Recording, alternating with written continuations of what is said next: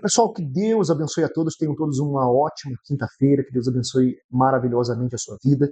Vamos aqui a mais um capítulo, né, e um trecho desse capítulo 2 de Gálatas, mas antes vamos falar com Deus.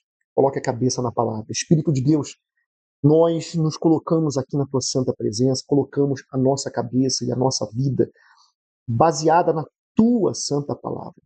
Toca em nós, meu Pai, toca com o teu poder. Influencia, meu ó Deus, de maneira que possamos ser totalmente conectados com o Senhor e desconectados com o mundo, com o diabo, com o inferno, com o pecado, que tudo que não presta que havia em nós, em nome de Jesus, que saia agora e que nesse momento o teu poder se manifeste em nossas vidas e transforme tudo na nossa vida, na nossa história, na história da nossa família. Em nome de Jesus, nós intercedemos desde já por nós, por toda a nossa casa, por toda a nossa família, porque nós precisamos, meu Pai, que o Senhor nos faça estar bem e salvos para que possamos salvar outras pessoas. Em nome de Jesus, respira bem fundo. Graças a Deus. Amém? Tenham todos um dia maravilhoso e que Deus possa nos transmitir tudo de melhor que Ele quer nos transmitir agora, através da sua palavra. Gálatas capítulo 2, vamos lá no versículo 1, diz assim: 14 anos depois, voltei para Jerusalém com Barnabé e levei Tito comigo. Voltei para lá porque Deus me revelou que eu deveria fazer isso. Ali numa reunião particular com os líderes da igreja, eu expliquei a eles a mensagem do evangelho que anuncio aos não-judeus. Eu não queria que o trabalho, eu não queria que o trabalho que eu tinha feito e estava fazendo fosse um trabalho perdido, né? Como ele falou assim, Tito estava comigo, mas ele não foi obrigado a se circuncidar-se, embora ele não seja judeu. Vamos lá. Para alguns, melhor dizendo, porém, alguns tinham se juntado ao nosso grupo, fazendo de conta que eram irmãos na fé e queriam circuncidá-lo. Eram homens que tinham entrado para o grupo como espiões, a fim de espiar a liberdade que temos por estarmos unidos com Cristo Jesus e para nos tornar escravos de novo. Olha só que forte isso aqui, você vai entender daqui a pouquinho. Mas em nenhum momento nós cedemos, pois queríamos que vocês tivessem o verdadeiro evangelho. E aqueles que pareciam ser os líderes da igreja, digo isto porque, para mim, não importa o que eles eram, pois Deus não julga pela aparência. Aqueles líderes, repito, não me deram nenhuma ideia nova. Só. Por que eles não deram nada novo? Porque o próprio Deus o havia revelado o que ele deveria fazer. Ele estava muito convicto. Pelo contrário, eles viram que Deus me tinha dado a responsabilidade de anunciar aos não-judeus, assim como tinha dado a Pedro a responsabilidade de anunciar aos judeus. Olha só. Pois, pelo poder de Deus, fui feito apóstolo para anunciar o evangelho aos não-judeus, assim como Pedro foi feito apóstolo para anunciar o evangelho aos judeus. Isso, Tiago, Pedro e João, que eram considerados líderes da igreja, reconheceram que Deus me tinha dado essa tarefa especial.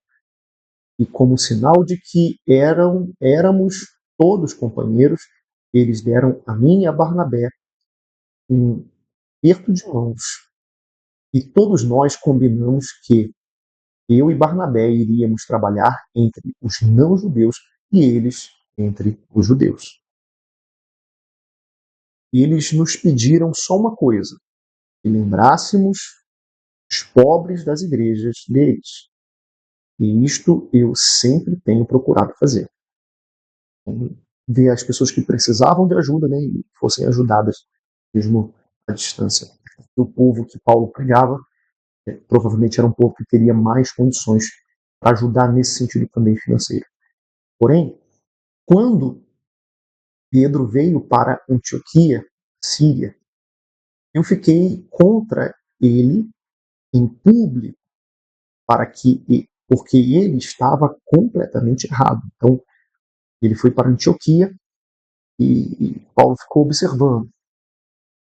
De fato, antes de chegarmos ali, alguns homens mandados por Tiago, Pedro tomava refeições com os irmãos não-judeus.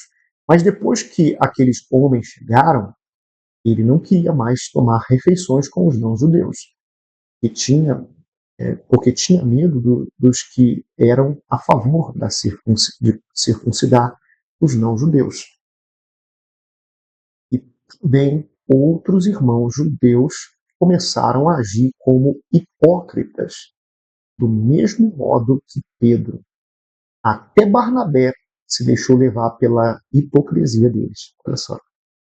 Então, assim, é forte isso aqui, porque Paulo não se limitou a só ver aquilo ali. Ele chegou e aí ele falou assim no versículo 14: quando vi que eles não estavam agindo direito, de acordo com a verdade do Evangelho, eu disse a Pedro, na presença de todos: você é judeu, mas não está vivendo como judeu, e sim como não judeu.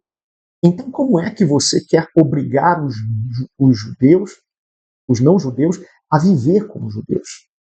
Então, Paulo chama a atenção, e aí nós vamos deixar esse detalhe aqui para amanhã. A gente vê aqui, por exemplo, você pode reparar que Paulo estava ali, no primeiro momento, ele foi conversar com os apóstolos, né?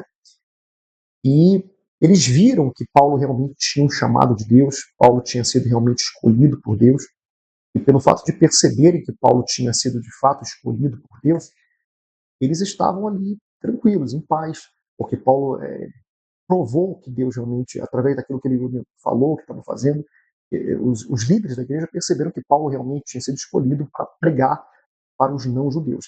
E ele encontra Pedro, que era uma das pessoas que era a favor de que os não-judeus se tornassem circuncidados e não precisava mais ter aquela circuncisão, e ainda mais os não-judeus que não tinham esse hábito, só aqueles que vivessem segundo a lei que precisavam dessa circuncisão. A partir do Senhor Jesus, judeus e não-judeus não precisavam mais dessa circuncisão, mas precisavam da circuncisão no coração, se entregar sinceramente para Deus.